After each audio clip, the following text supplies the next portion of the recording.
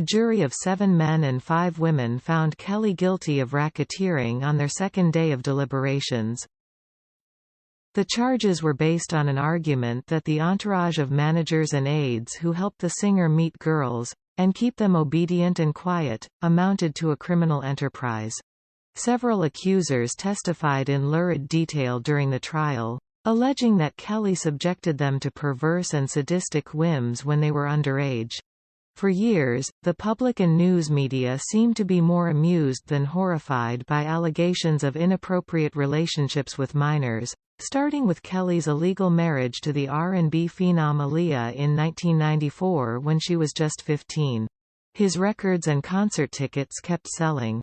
Other artists continued to record his songs, even after he was arrested in 2002 and accused of making a recording of himself sexually abusing and urinating on a 14-year-old girl. Widespread public condemnation didn't come until a widely watched docuseries, Surviving R. Kelly, helped make his case a signifier of the #MeToo era, and gave voice to alleged victims who wondered if their stories were previously ignored because they were black women. At the trial, several of Kelly's accusers testified without using their real names to protect their privacy and prevent possible harassment by the singer's fans. Jurors were shown homemade videos of Kelly engaging in sex acts that prosecutors said were not consensual. Assistant U.S. Attorney Maria Cruz Melendez argued that Kelly was a serial abuser who maintained control over these victims using every trick in the Predator Handbook. The defense labeled the accusers groupies and stalkers. Defense attorney Devereaux Canick questioned why the alleged victims stayed in relationships with Kelly if they thought they were being exploited. "You made a choice," Canick told one woman who testified, adding, "You participated of your own will." Kelly, born Robert Sylvester Kelly, has been jailed without bail since in 2019. The trial was delayed by the coronavirus pandemic and Kelly's last-minute shakeup of his legal team. When it finally started on August 18, prosecutors painted the 54-year-old singer as a pampered man-child and control freak.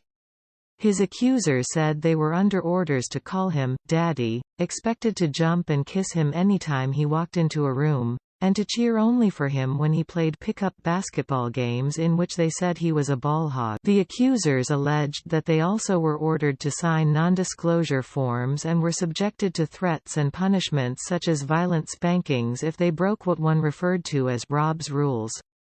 Some said they believed the videotapes he shot of them having sex would be used against them if they exposed what was happening. Among the other more troubling tableaus, Kelly keeping a gun by his side while he berated one of his accusers as a prelude to forcing her to give him oral sex in a Los Angeles music studio. Kelly giving several alleged victims herpes without disclosing he had an STD. Kelly coercing a teen boy to join him for sex with a naked girl who emerged from underneath a boxing ring in his garage. And Kelly shooting a shaming video of one alleged victim showing her smearing feces on her face as punishment. Some of the most harrowing testimony came from a woman who said Kelly took advantage of her in 2003 when she was an unsuspecting radio station intern. She testified he whisked her to his Chicago recording studio, where she was kept locked up and was drugged before he sexually assaulted her while she was When she realized she was trapped, "I was scared. I was ashamed. I was embarrassed," she said. She said one of R. Kelly's employees warned her to keep her mouth shut about what had happened. Other testimony focused on Kelly's relationship with Aaliyah. One of the final witnesses described seeing him sexually abusing her around 1993, when Aaliyah was only 13 or 14. Jurors also heard testimony about a fraudulent marriage scheme hatched to protect Kelly after he feared he had impregnated Aaliyah.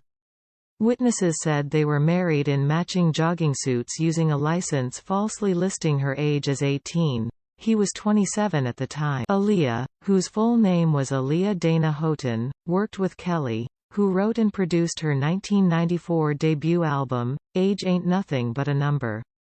She died in a plane crash in 2001 at age 22. In at least one instance, Kelly was accused of abusing a victim around the time he was under investigation in a child pornography case in Chicago.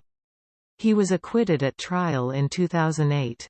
For the Brooklyn trial, U.S. District Judge Ann Donnelly barred people not directly involved in the case from the courtroom in what she called a coronavirus precaution.